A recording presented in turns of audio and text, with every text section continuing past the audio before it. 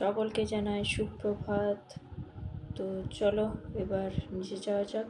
মা আমার জন্য চা করে নিয়ে অপেক্ষা করছে। বুঝছো? বাদাম। হুম? বাদাম, কি বাদাম? কাঠবাদাম, আমন্ড।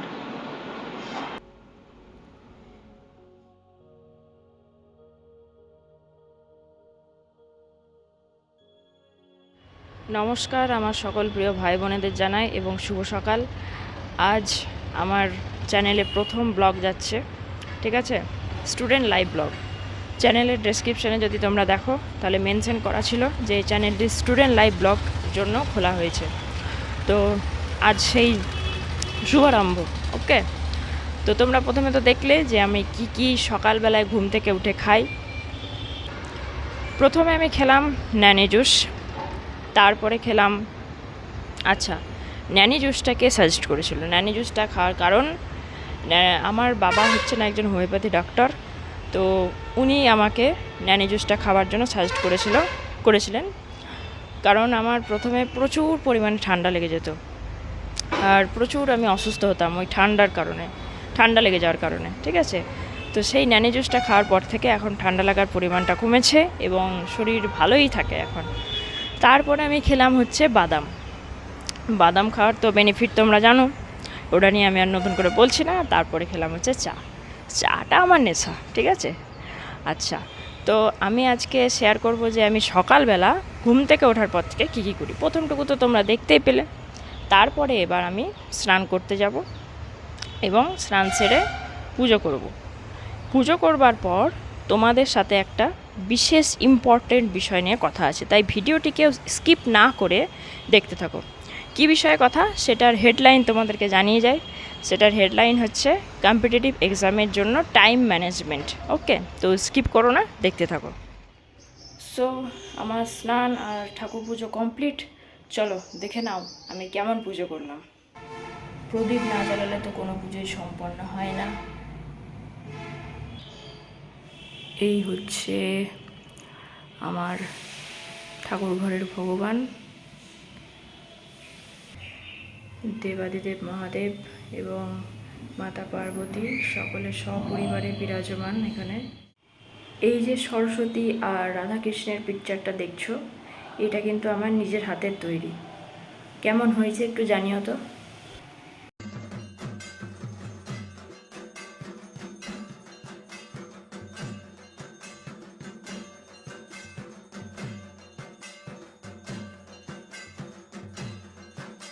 সো আমি এবার খাবার জন্য চলে এসেছি। আমার বসবাস এবং জন্মস্থান হচ্ছে বীরভূম জেলা, তাই বীরভূম জেলার লোকের সব থেকে প্রিয় খাবার হচ্ছে কি মুড়ি। সেটাই আমি খাবো এবার। আচ্ছা চলো দেখে নাও। এই যে মুড়ি, আর তার সাথে রয়েছে ঘুগনি, মায়ের হাতের তৈরি ঘুগনি, যেটা আমার সব থেকে প্রিয়। ওকে, তো খাওয়া দাওয়া কমপ্লিট করে চলে এসেছি আমি তোমাদের সাথে আবার কথা বলতে। তো আমি যে বিষয়ে কথা বলবো বলেছিলাম যে টাইম ম্যানেজমেন্ট। আমাকে একটা ভাই কমেন্ট করেছিল, তো তার কোশ্চেনটা দেখো স্ক্রিনে আসবে। তার কোশ্চেনটা হচ্ছে যে কীভাবে টাইম ম্যানেজমেন্ট করব অনলাইনে যদি কোচিং নিয়ে থাকি। আচ্ছা, তো দেখো, তুমি প্রথমে আমি যেটা বলেছিলাম যে তোমাকে এক্সাম চুজ করতে হবে, তুমি কোন এক্সাম নিয়ে ভবিষ্যতে এগোতে চাও বা কোন এক্সামের প্রতি তোমার মন থেকে একদম ইন্টারেস্ট আছে। ওকে, তারপরে তুমি এক্সাম চুজ করার পরে কী করবে? তুমি এক্সাম চুজ করার পরে সেই এক্সামের জন্য মানে সেই এক্সামের তুমি ভালো কোচিং বা ভালো গাইডেন্স কে দেয় সেই বিষয়ে তুমি খোঁজ নেবে। সেই বিষয়ে খোঁজ নেওয়া হয়ে গেলে তুমি সেই বিষয়ে কোচিংয়ে ভর্তি হবে বা গাইডেন্স নেবে। এবার যদি সেটা তোমার অনলাইনে হয়, অর্থাৎ তুমি যদি ঘরে বসে নাও, ঘরে বসে নিলে আশা করছি তোমাদের বাড়িতে তোমার গার্জেন, অর্থাৎ তোমার বাবা মা, দাদু ঠাকুমা বা দাদু দিদা, এরকম তো গার্জেন রয়েছে। আর আমি এটাও জানি যে তুমি তাদের মধ্যে কাউকে না কাউকে তো সব থেকে বেশি ভয় করোই। সব থেকে বেশি ভয় কেউ বাবাকে করে, তো কেউ মাকে করে, আবার কেউ দাদুকেও করে। কিন্তু দিদাকে বা ঠাকুমাকে বেশিরভাগ ছেলেমেয়েরা ভয় করে না।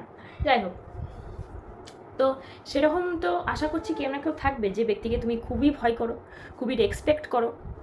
তো তুমি কি করবে দেখো, আমি বলি, তুমি যখন বাড়িতে কোচিং নেবে বা বাড়িতে তুমি যদি পড়বো বলে ঠিক করো, তাহলে দেখো তুমি এইবারে যে পড়াটা পড়বে, মানে তুমি ইন ফিউচার, দেখো তুমি এই যে কম্পিটিটিভ এক্সামের কথা বলছি, এটা কিন্তু তোমার ফিউচারের ব্যাপার, মানে এইটার ওপরেই কিন্তু তোমার ফিউচার দাঁড়াবে। অর্থাৎ তোমাকে কিন্তু এটা মাথায় রাখতে হবে যে এইটা যদি আমি ভালো করে না করি, এখানে যদি আমি ফাঁকি মারি, তাহলে কিন্তু আমার ফিউচার ভালোভাবে দাঁড়াতে পারবে না। এটা তোমাকে বারবার মাইন্ডের মধ্যে আনতে হবে। দরকার পড়লে তুমি 108 বার করে আমাদের সনাতন ধর্মের কিছু মন্ত্র জপ করতে বলা হয়, ঠিক সেরকম আমিও বলছি তুমি এই মন্ত্রটা জপ করতে থাকো, যে এটাই আমার ভবিষ্যৎ, এটাই আমার ফিউচার, এটাই আমার কেরিয়ার, এটাই আমার ভালো থাকা। তাহলে কি হলো, এটাই আমার ভবিষ্যৎ, এটাই আমার ফিউচার, এটাই আমার কেরিয়ার, এটাই আমার ভবিষ্যতে ভালো থাকার পথ। এরকমভাবে একটা মন্ত্র তুমি খাতায় লেখো বা কোনো পেজে লেখো, তারপর সেটা সকালবেলায় ঘুম থেকে উঠে তুমি 25 বার বলো। আবার দুপুরবেলা লাঞ্চ করার পর আবার সেই মন্ত্র যেটা তুমি লিখলে সেই মন্ত্রটা দেখে দেখে আবারও তুমি 25 বার বলো। আবার তুমি রাত্রে শুতে যাওয়ার আগে ওই মন্ত্রটা দেখে দেখে 25 বার বলো। প্লাস তুমি মেডিটেশন করতে পারো, ঠিক আছে। এছাড়াও তো তুমি তো শুধু আমি যেটা বললাম, যে কারণে তোমাকে বাড়িতে কোচিং নিতে বললাম, অনলাইনে কোচিং নিতে বললাম, কী কারণে বললাম, কি তুমি আদার্স কিছু কাজ যাতে শিখতে পারো। আদার্স কিছু কাজ যদি তুমি শিখতে না পারো না, তাহলে ফিউচারে কিন্তু সমস্যা হবেই হবে, সমস্যা হয়। এটা বেশিরভাগ স্টুডেন্ট ভবিষ্যতে মানে সময় শেষ হয়ে যাওয়ার পর অ্যানালাইসিস করতে পারে। তো আমি চাই তোমরা আমার ভিডিও দেখো, ভিডিও দেখে তোমরা আগে থেকে অ্যানালাইসিস করো ব্যাপারটা, ঠিক আছে, যেটা তোমার টাইম সেভিংস করবে, ফিউচারে কেরিয়ার গড়তে সাহায্য করবে, কেরিয়ার তোমার তাড়াতাড়ি সময়ের মধ্যে গড়ে উঠবে। তাই আমি বলবো যে আগে তোমরা ভিডিওটা দেখো, ভালোভাবে অ্যানালাইসিস করো, নিজেকে অ্যানালাইসিস করো ভাই বোন, তোমাদের সবাইকে বলছি যে নিজেকে অ্যানালাইসিস করো। তুমি যদি নিজেকে অ্যানালাইসিস না করতে পারো না, তাহলে তুমি ডিসাইড করতে পারবে না যে তুমি কী জন্য এসেছো পৃথিবীতে, তোমাকে ভগবান কী জন্য তৈরি করেছেন। এই হচ্ছে ব্যাপার। তো আমি যে টপিকটা নিয়ে বলছিলাম, যে মন্ত্রটা ওইভাবে পাঠ করতে থাকো, মানে মন্ত্রর মতো করে ওটা জপতে থাকো, অর্থাৎ তোমার সাবকনসিয়াস মাইন্ডকে তুমি তথ্যটা পৌঁছে দাও যে না, তোমাকে এটা করতেই হবে, এটাই তোমার সব কিছু, ঠিক আছে। আর দ্বিতীয় তুমি কী করবে, দ্বিতীয়ত তুমি ওই যে বললাম আদার্স কিছু কাজ তোমার জানা দরকার, সেই কাজ বিষয়ে আমি আজকে ভিডিও করছি না, সেই কাজ বিষয়ক ইন ফিউচার মানে আমি নেক্সট কোনো ভিডিওতে বলবো কী কী কাজ করা দরকার, বা কী কী আদার্স কাজ যে শিখতে বলছি, কী শেখা দরকার বলবো। চিন্তা করো না, তুমি শুধু আমার চ্যানেলের সাথে জুড়ে যাও, অর্থাৎ আমার চ্যানেলকে সাবস্ক্রাইব করো আর আমাকে লাইক দিয়ে মোটিভেট করো, তাহলে আমি আস্তে আস্তে সব কিছু ক্লিয়ার করে বলে দেবো। আচ্ছা, তো এভাবে তুমি মন্ত্র পাঠ করো, মেডিটেশন করো, আর ওইদিকে যে সমস্ত কাজগুলো তোমাকে বলবো সেদিকে তুমি ফোকাস করো। ফোকাস করার পাশাপাশি তুমি কিন্তু ভুলে যেও না যে তোমার মেন এক্সাম কী, মানে মেন এক্সাম বলতে কি, কম্পিটিটিভ এক্সামের কথা যদি তুমি ভেবে থাকো, তবে সেটা তোমার মেন এক্সাম, সেদিকেও ফোকাস করতে হবে, সেদিকে সব থেকে বেশি ফোকাস করতে হবে। আর আদার কাজ যেগুলো বলছি, আদার্স কাজ, সেগুলোতেও ফোকাস করতে হবে। কী জন্য নাতে তোমার মন, যেটা তুমি আমাকে কোশ্চেন করেছিল আমাকে একজন, সেই মন যাতে তোমার ডিস্ট্র্যাক্ট না হয়। ধরো আমি একা ঘরে বসে আছি, কেউ নেই ঘরে, তো আমার অটোমেটিক মনে হবে যে কী করব, একটা মনের মধ্যে একটা চিন্তা আসবে, সাবকনসিয়াস মাইন্ড একটা আছে মানুষের, সবার থাকে, সেখানে একটা অদ্ভুত চিন্তা, অদ্ভুত ক্রিয়েটিভিটি তৈরি হবে, যার জন্য আমরা ডিস্ট্র্যাক্ট হতে পারি।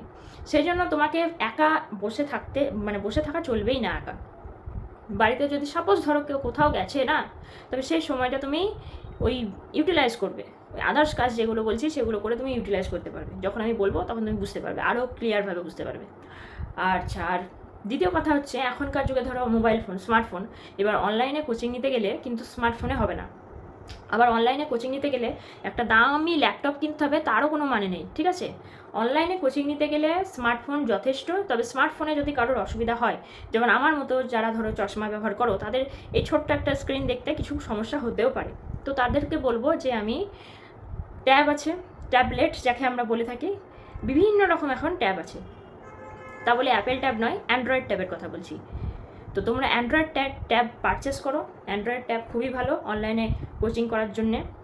তো আর সেখানে বলবো, তোমার ব্যবহৃত ট্যাব আর মোবাইল ফোন এই দুটোর ক্ষেত্রেই বলছি, সেখানে ডিস্ট্র্যাকশন হওয়ার মতো বিভিন্ন অ্যাপ, যেমন হচ্ছে ফেসবুক, ইনস্টাগ্রাম, ইউটিউবে যে সমস্ত ভিডিও আসে সেই সমস্ত জিনিসগুলো কিন্তু তোমাকে তোমার ফোনে বা ট্যাবে যদি থাকেও, তাহলে কিন্তু দিনে একটা সময় করে নিতে হবে যে আধা ঘন্টা, মাত্র দিনের আধা ঘন্টা আমি এগুলো দেখব, তার থেকে বেশি সময় যেন না যায়।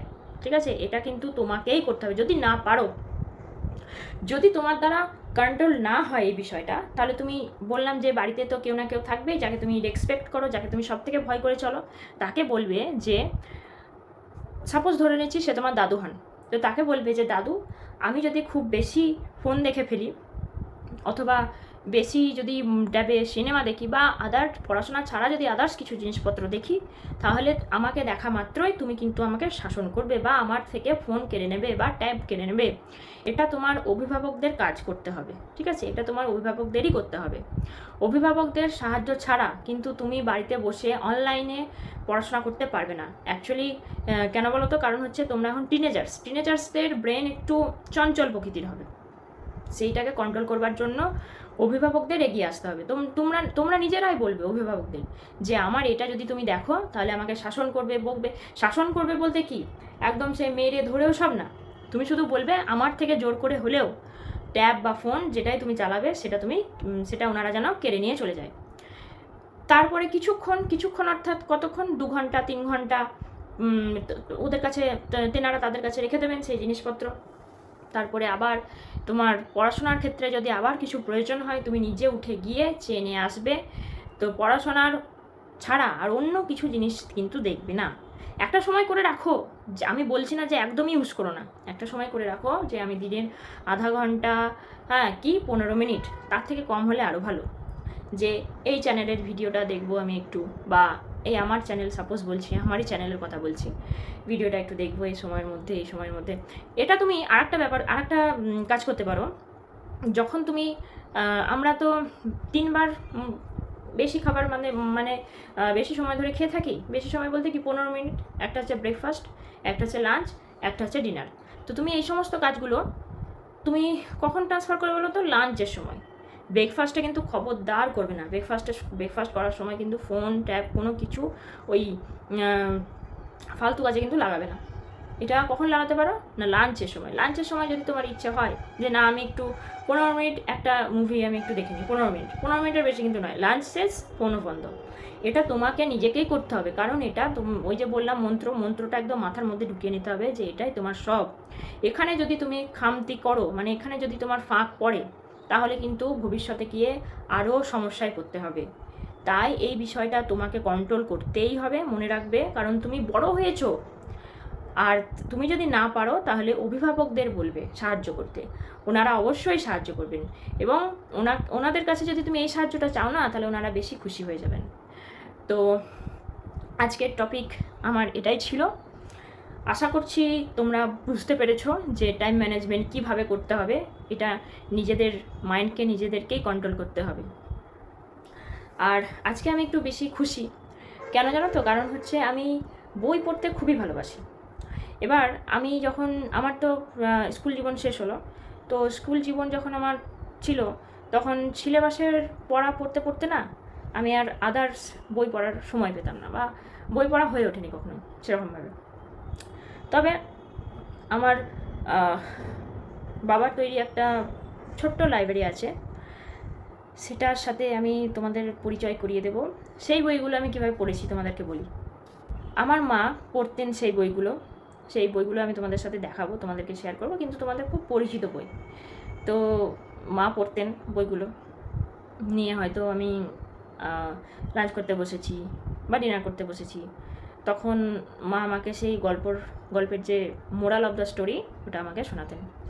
এইভাবে আমি সেই বইগুলো মানে পড়েছি বলবো না, বইগুলো সম্বন্ধে জেনেছি, পড়বো। এবার আমার সময় হয়েছে বই পড়বার, হ্যাঁ, বুঝবার মতো ক্ষমতাও হয়েছে, এখন আমি সেই সমস্ত বই পড়বো। তো সেগুলো ছিল বাংলা ল্যাঙ্গুয়েজ। সেই বাংলা ল্যাঙ্গুয়েজের মধ্যে প্রথম যে সদস্য ইংলিশ বই, সেটা আমি তোমাদেরকে দেখাচ্ছি। দেখো এই বইটি আমি অর্ডার করেছিলাম, আজকে সেটা দিয়ে গেছে। তো এই বইটি এবার আমি পড়ি, তারপর তোমাদের সাথে শেয়ার করব কি আছে না আছে। Back side. বই পড়া আমার সবথেকে বেশি পছন্দের কাজ, বই পড়া, লেখালেখি করা। আমি একটা বিষয় নিয়ে লিখেছি, বেশ কিছুটা লেখা হয়েছে, মানে তোমার 4 ভাগের 1 ভাগ মতো লেখা হয়েছে। ওই যে বললাম সময় পেতাম না, ওখানে ধরো আমি আমার ফ্যামিলি সম্পর্কিত লিখছি। তো তো তোমরাও সেটা করতে পারো। এই যখন ধরো অবসর সময় পাবে বা পড়তে ইচ্ছে করছে না, মানে সিলেবাসের পড়া পড়তে ইচ্ছে করছে না, তখন ওই ফোনের ইনস্টাগ্রামের রিল স্ক্রল না করে একটু লেখালেখি করো, একটু গল্পের বই পড়ো। এখন তো ধরো গল্পের বই পড়াবার জন্য হার্ড কপি কিনবার দরকার নেই, এখন ফোনেই সব পাওয়া যায়, ট্যাবে সব পাওয়া যায়, সেখান থেকে ডাউনলোড করে নাও পিডিএফ। আর আমি একটা পড়ছিও ট্যাব থেকে, তোমার একটা পিডিএফ থেকে একটা বই পড়ছি, সেটা পরবর্তী সময় আমি শেয়ার করব। তো আজকের ভিডিও আমার এতটাই। তোমরা সবাই ভালো থেকো, সুস্থ থেকো, আর আমার পরবর্তী ভিডিওর জন্য অপেক্ষা করো। আর আমি যে কথাগুলো বললাম, যদি একটু উপকৃত হয়ে থাকো তোমরা, তাহলে একটা করে লাইক করো আর আমাকে সাপোর্ট করো। বাই।